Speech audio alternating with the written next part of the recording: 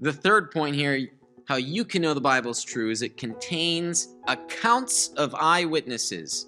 So, transmission of the text, veracity of the documents, and the accounts of eyewitnesses. In 2 Peter chapter 1, verse 16, Peter wrote, "For we did not follow cleverly devised stories when we told you about the coming of our Lord Jesus Christ in power, but we were eyewitnesses of his majesty." We were eyewitnesses of his majesty. This is both an admission and a confession. It is an admission that there were some people in the first century, Peter's audience, who were skeptical that the Christians were making stuff up.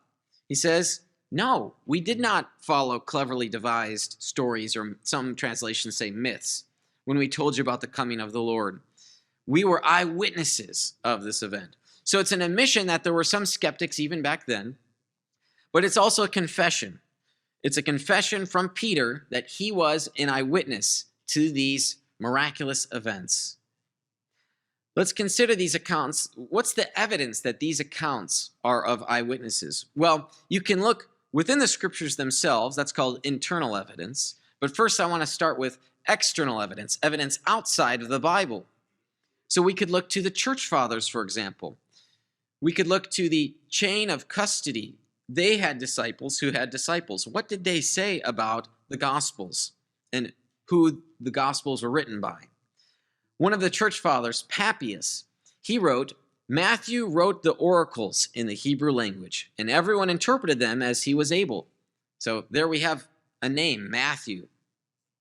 Irenaeus, who is a church father, wrote, "Matthew issued a written gospel among the Hebrews in their own dialect, while Peter and Paul were preaching at Rome and laying the foundations of the church." Now, if you want to get really super nerdy along with me, then you can look at these statements from the church fathers who say Matthew wrote in the Hebrew language. Well, guess what? We don't have any Hebrew manuscripts of this gospel. We only have the Greek ones. So it's sort of a perplexing issue, like, there was a first in the Hebrew and there's a translation. So far as we know, given the external evidence, the Greek manuscripts are a translation of Matthew's gospel. Again, super nerdy stuff. I don't expect all of you guys to get into that. But it's, a little factoid.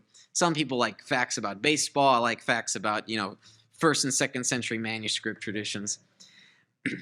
All right, let's look at Mark. So from Papias, Mark, having become the interpreter of Peter, wrote down accurately, though not in order, whatever he remembered of the things said or done by Christ.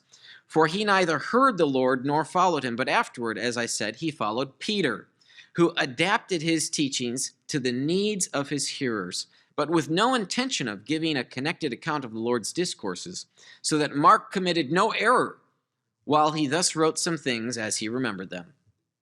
So Mark heard Peter's sermons and wrote them down.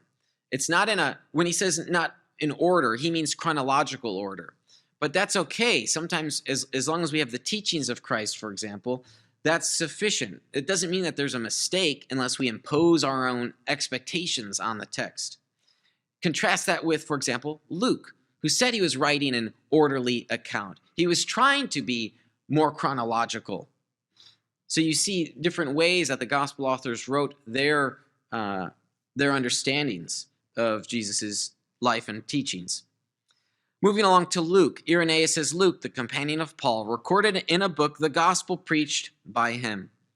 And Tertullian, another church father, of the apostles, therefore, John and Matthew, first instill faith into us, while of apostolic men, Luke and Mark renew it afterwards. Finally, John. So Irenaeus says of John, the disciple of the Lord, who also had leaned upon his breast, did himself publish a gospel during his residence at Ephesus in Asia. So there are other writings and other quotations from the church father, but this is just a small sampling that we could look outside of the Bible to show that the Gospels are accounts of eyewitnesses.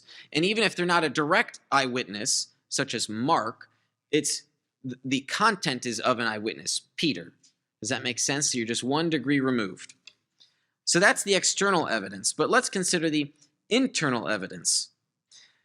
So the earliest Greek manuscript of the Gospel of Matthew contains, when we look at the Greek manuscripts, these manuscripts contain the Gospel according to so-and-so. It has a name. There's not a single Greek New Testament manuscript that has a different name. So there's no contest as to who wrote that gospel. That's really important when we want to think about who possibly could have written those gospels. But let's think about this for a second. Sometimes it's claimed, well, they were anonymously written because they don't say in the body of the content, like Paul's letters. Paul's letters say, hey, this is Paul, so-and-so, grace and peace to you. You don't have that sort of self-identification within the Gospels. Now, you have it in the manuscripts, but those are copies, so maybe those were added. Is it really important that the author identify himself? Well, no, not really. Because when you look at the content of the gospel, you can look for certain clues, evidence that these were written by eyewitnesses. So whether it's John or Lazarus writing these gospels, we know that the gospels come from eyewitnesses. Okay, that's really and ultimately what are important. So, are Mark and Luke good sources because they're not eyewitnesses? Well, as I just explained, their content is from eyewitnesses. Luke, in chapter 1, says that he interviews the eyewitnesses. So, Sir William Ramsay writes, Luke is a historian of the first rank. This author should be placed along with the very greatest of historians. So if you compare Luke to other historians from antiquity, Luke is, if not at the top, within the top ranks of historians. And so when we compare ancient documents, let's place the Gospels at the same level of ancient works, and we can see that the Gospels are in some ways even better than works that we grant are true and reliable. So likewise with the Gospel, we have good reason for thinking that they're true. Let me talk about John, the Gospel of John, because his Gospel is most different of the four, in that it has some 90% of material which is not found in the synoptics being Matthew, Mark, and Luke. John is still a reliable source for historical details. He knew the exact number of fish that were caught in John 21:11, which, if you're curious, is 153 fish. And he distinguishes between both Bethanies, the one 2 miles east of Jerusalem and the one across the Jordan, which is 21 miles east of Jerusalem. John mentioned 2 pools, one at Bethesda, and the other at Siloam. Now, these are not mentioned in the synoptics. In the 1980s, the pool of Bethesda was discovered, and the specific pool of Siloam, used in John 9, verses 6 through 12, was discovered as recently as 2004. Again, archaeology has been kind for Christians. The Gospels are the best historical sources we have for Jesus of Nazareth. They are reliable and they are true. Now, I know I've presented a lot of data for you this morning, but just remember that you can know the Bible is true because the transmission of the text has been faithfully preserved over the centuries. The veracity of the documents speaks of real people in real places doing real things. And finally, the accounts of eyewitnesses present testimonial evidence of people who saw and lived alongside Jesus and his earliest followers.